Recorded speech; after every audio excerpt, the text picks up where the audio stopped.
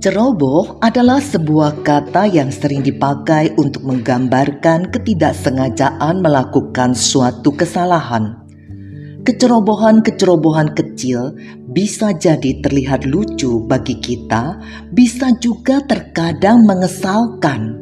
Tetapi kita tidak bisa memungkiri bahwa ada kecerobohan-kecerobohan yang bisa menimbulkan dampak yang serius.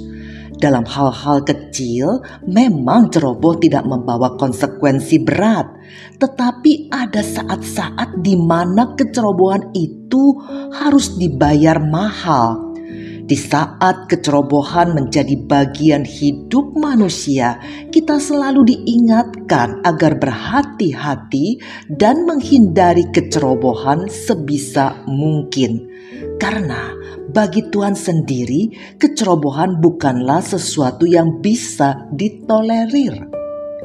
Kita bisa melihat betapa seriusnya Allah dalam memandang keteledoran atau kecerobohan pada saat tabut Allah sedang dipindahkan menuju Yerusalem.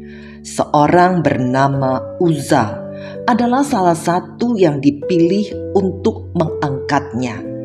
Tetapi sebuah kecerobohan pun ia lakukan. Dan ternyata itu membangkitkan murka Tuhan seperti dicatat 2 Samuel 6 ayat 7. Maka bangkitlah murka Tuhan terhadap Uza. Lalu Allah membunuh dia di sana karena keteledorannya itu. Ia mati di sana dekat tabut Allah itu. Dari ayat ini kita bisa melihat bagaimana Allah menganggap serius keteledoran.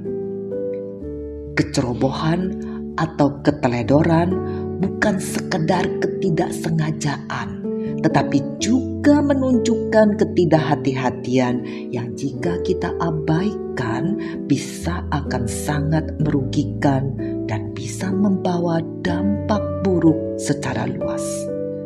Oleh sebab itulah penting bagi kita untuk benar-benar memperhatikan langkah demi langkah yang kita ambil, baik dalam pengambilan keputusan, dalam memilih sesuatu, atau menjalani kehidupan ini. Firman Tuhan dalam Efesus bab 5 ayat 15 dan 17 berkata, "Karena itu perhatikanlah dengan saksama bagaimana kamu hidup. Janganlah seperti orang bebal, tetapi seperti orang arif. Sebab itu, janganlah kamu bodoh, tetapi usahakanlah supaya kamu mengerti kehendak Tuhan." Kata bodoh ini dalam bahasa aslinya bisa diartikan sebagai berbuat sesuatu tidak hati-hati atau ceroboh. Adalah penting bagi kita untuk berusaha terus mengerti apa yang dikehendaki Tuhan dalam hidup kita. Peka dan terus berjalan sesuai rencananya membuat kita terhindar dari melakukan kecerobohan. Pemazmur menyadari betul hal ini, sehingga dalam Mazmur 118 ayat 49 dikatakan, "Aku memikirkan jalan-jalan hidupku dan melangkahkan kakiku menuju peringatan-peringatan-Mu." Jangan tergesa-gesa dalam mengambil keputusan. Pikirkan dulu baik-baik dan libatkan Tuhan dalam setiap rencana yang ingin kita ambil. Karena Salomo dalam Amsal bab 19 ayat 2 berkata, "Tanpa pengetahuan kerajinan pun tidak baik.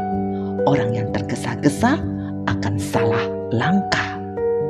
Dalam Amsal 14 ayat 16, Salomo juga mengingatkan, "Orang bijak berhati-hati dan menjauhi kejahatan, tetapi orang bebal melampiaskan nafsunya dan merasa aman." Jangan jadi orang sembrono, tetapi jadilah orang bijak yang akan selalu berpikir matang dan berhati-hati dalam melangkah.